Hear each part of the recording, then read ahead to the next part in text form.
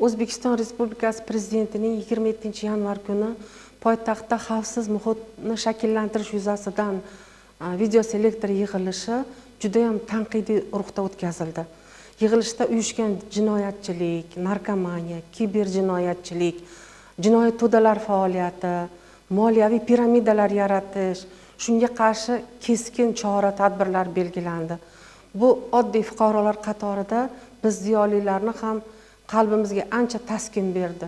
Lekin taskin berdi deb tomoshabin bo'lib qarab tura olmaymiz, chunki bizning to'g'ridan-to'g'ri pedagog sifatida vazifamiz shu jinoyatchilikni ildiziga qarshi kurashishda yordam berish, chunki biz eng qiyin yoshda bo'lgan, o'tish davrida bo'lgan, xato qilishga, jinoyatga moyilligi kuchliroq bo'lgan o'smirlar bilan ishlaymiz.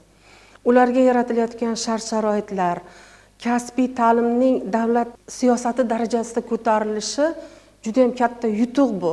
Samarali foydalanishga yoshlarni shundan, kasbni o'rganishga, mana xalqaro dasturlar tuzilyapti, xorijga chiqishga yordam berib shu ancha jinoyatdan, yomon yo'llardan qaytarish bizning vazifamiz deb o'ylayman.